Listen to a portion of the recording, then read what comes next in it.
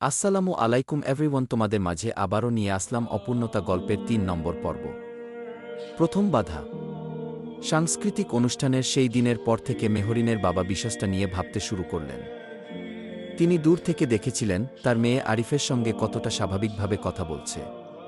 প্রথমে তিনি বিশ্বাসটিকে গুরুত্ব দেননি, কিন্তু কয়েকদিন পর তিনি লক্ষ্য করলেন স্কুল থেকে ফিরে মেহরিন প্রায়ই আরিফের কথা বলে। এতে তার সন্দেহ আরও বাড়ল। একদিন রাতে খাবার টেবিলে বসে মেহরিনের বাবা হঠাৎ জিজ্ঞেস করলেন, আরিফ নামে কোনো ছেলে কি তোমার ক্লাসে পড়ে? প্রশ্নটা শুনে মেহরিন একটু চমকে উঠল। জি, পড়ে। তোমার সঙ্গে কি খুব বন্ধুত্ব? সবাই যেমন বন্ধু তেমনি। কথাটা বললেও তার কণ্ঠে দ্বিধা ছিল। মেহরিনের বাবা সেটা বুঝে গেলেন। পরদিন স্কুলে এসে মেহরিন সব কথা আরিফকে জানাল। আরিফ কিছুক্ষণ চুপ করে রইল। তারপর বলল, হয়তো এখন একটু সাবধানে থাকা উচিত। মেহরিন মাথা নাড়ল, কিন্তু মনের ভেতর একটা অজানা ভয় জন্ম নিতে শুরু করল।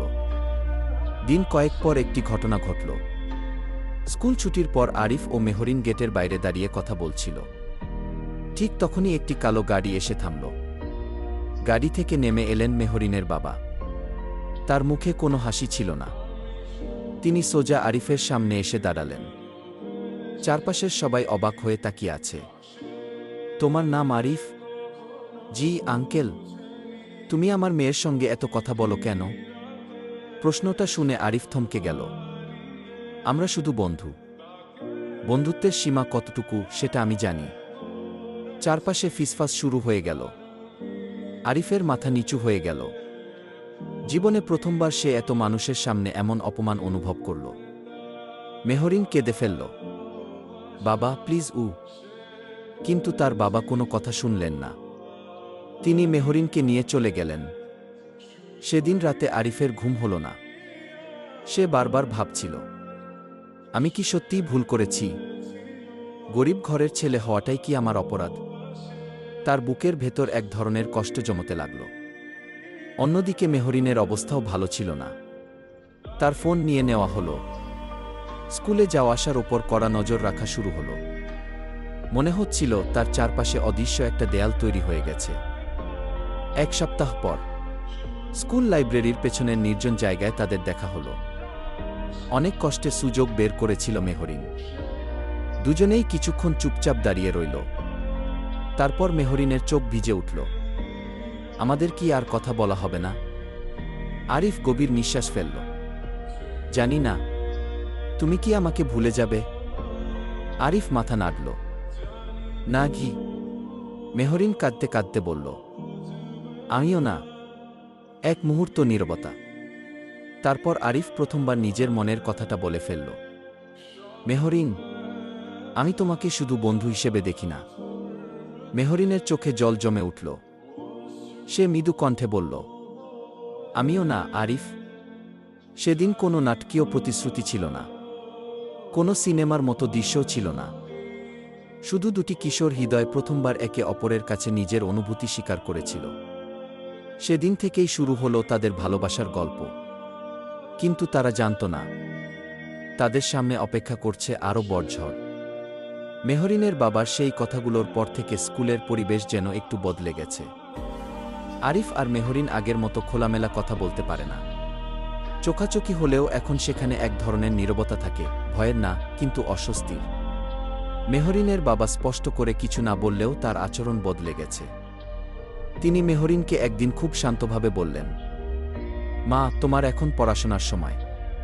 এই বয়সটা খুব গুরুত্বপূর্ণ। কারো সাথে বেশি আবেগে জড়িয়ে পড়া ঠিক না কি? মেহরিন কিছু বলল না, কিন্তু তার ভেতরটা ভেঙে যাচ্ছিল।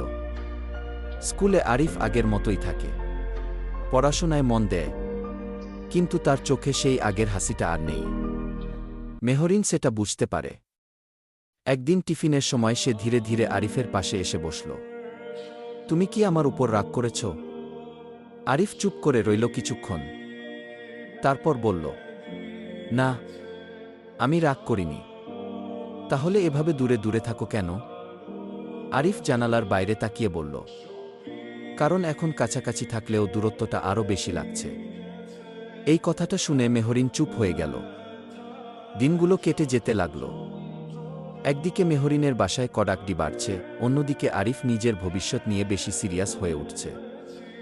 সে বুঝে গেছে জীবনে কিছু পেতে হলে এখন শুধু স্বপ্ন দেখলে হবে না, লড়তে হবে।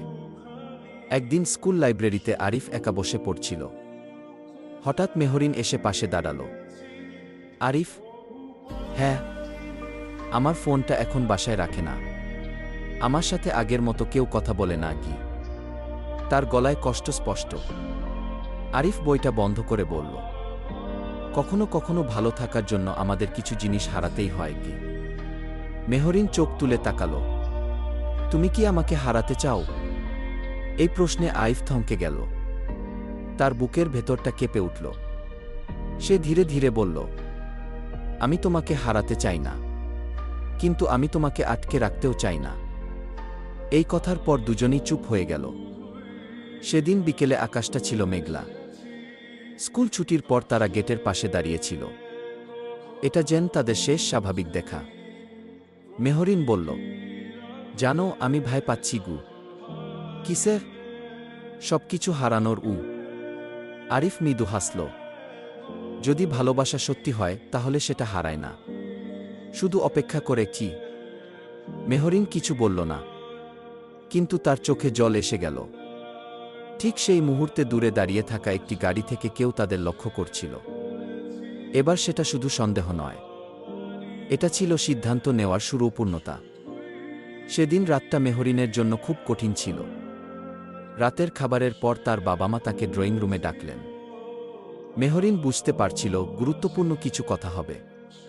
তার বাবা কিছুক্ষণ নীরব থাকার পর বললেন, মা, আমি একটা সিদ্ধান্ত নিয়েছি গু। কি সিদ্ধান্ত? আগামী মাস থেকে তুমি ঢাকার একটি স্কুলে ভর্তি হবে কি। মুহূর্তেই মেহরিনের পৃথিবী যেন থেমে গেল। কি? তোমার পড়াশোনার জন্য এটা ভালো হবে কি? কিন্তু আমি তো এখানে ভালোই আছি। সিদ্ধান্ত হয়ে গেছে গু। কথাটা খুব শান্তভাবে বলা হলেও তাতে পরিবর্তনের কোনো সুযোগ ছিল না।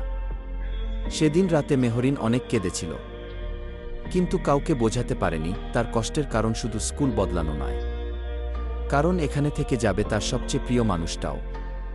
পরদিন সকালে স্কুলে এসে সে আরিফকে খুঁজতে লাগল। টিফিনের সময় অবশেষে দেখা হলো। মেহরিনের চোখ লাল।